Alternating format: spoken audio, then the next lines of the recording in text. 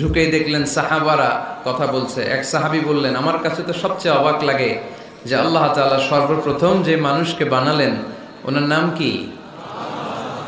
সবাই পড়েন, তুমি মাটির আদমকে প্রথম সৃষ্টি করিয়া ঘোষণা করিয়া দিলে শ্রেষ্ঠ বলিয়া, তাই তো নূরের ফেরেশতা করে আদমকে সেজদা। ঠিক কিনা? তাই তো নূরের ফেরেশতা করে আদমকে সেজদা, সবার চেয়ে সম্মান দিলে মাটির আদমকে। আল্লাহু আল্লাহু তুমি জাল্লে জালালুহু, শেষ করা তো যায় না গে তোমার গুণগান। আল্লাহু আল্লাহু, সুবহানাল্লাহ পড়েন। এই সাহাবী বললেন যে আমার কাছে সবচেয়ে অবাক লাগে যে আল্লাহ তাআলা প্রথম মানুষ হিসেবে আদম আলাইহিস সালামকে বানালেন আর ওনাকে উপাধি দিলেন সফিউল্লাহ। আদম আলাইহিস সালামের উপাধি সফিউল্লাহ। উত্তর দিতে হবে আওয়াজ করে। আদম আলাইহিস সালামের উপাধি কি ছিল? সফিউল্লাহ।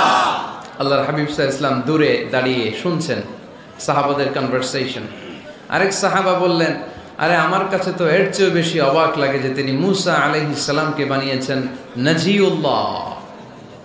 নাজিউল্লাহ, যে আল্লাহর সাথে না যা ইউনাজি মুনাজাত করে, গোপনে কথা বলে, কালিমুল্লাহ।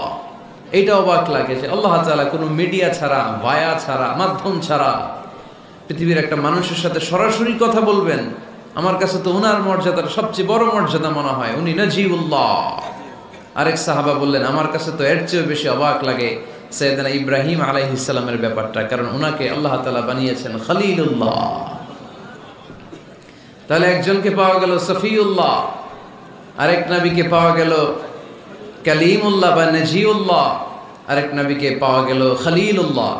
এই কনভারসেশন যখন আল্লাহর হাবিব সাল্লাল্লাহু আলাইহি ওয়াসাল্লাম শুনলেন, আল্লাহর হাবিব সাল্লাল্লাহু আলাইহি ওয়াসাল্লাম মসজিদে নববীতে প্রবেশ করে সাহাবাদেরকে বললেন, তোমরা যা বলেছো আমি সব শুনেছি, তোমরা যা বলেছো সব সত্যই বলেছো, ঠিকই বলেছো।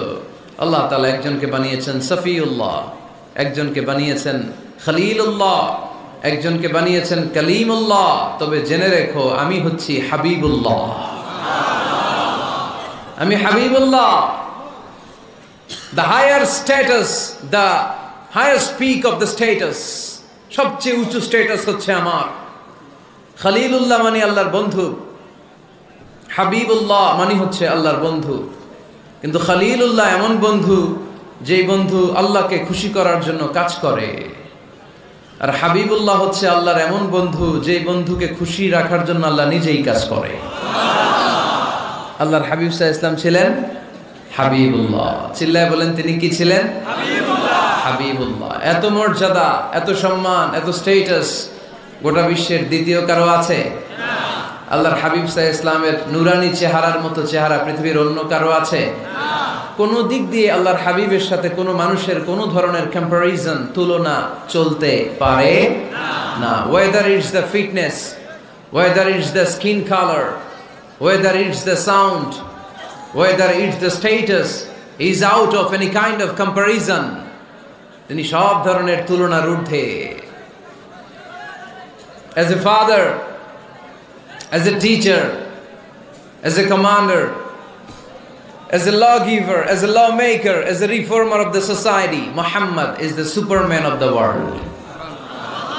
সুবহানাল্লাহ পড়তে পারলেন না?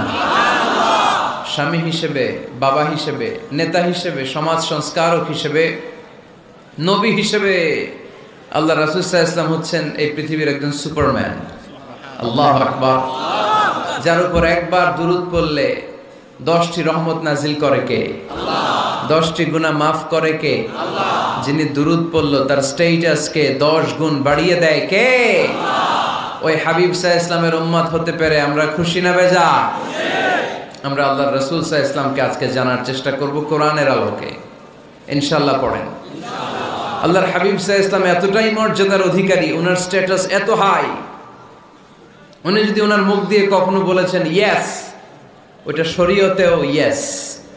সুবহানাল্লাহ। উনি যদি মুখ ফসকে কখনো বলেছেন নো, মানে না, এটা শরীয়তেও না। তার মানে উনি হ্যাঁ বললে এটা হালাল হয়ে যায়, উনি না বললে এটা হারাম হয়ে যায়, উনি আঙ্গুল তুললে চাঁদ ভেঙে 2 ভাগ হয়ে যায়। উনি জমিন থেকে পা উপরে উঠালে আল্লাহর আরশের দিকে মেরাজে চলে যায়। উনি এমন নবী, উনারে বাদ দিলে ইসলাম থাকে না, থাকে? উনি এমন রাসূল, উনারে বাদ দিলে কোরআন বোঝা যায় না, কারণ কোরআন ওনার উপর নাজিল করেছে কে? আল্লাহ। উনি এমন হাবিব যাকে বাদ দিলে হাদিস বোঝা যায় না, কারণ এই হাদিস হচ্ছে এই প্রিয় নবীর মুখনিসৃত বাণী, ঠিক কিনা?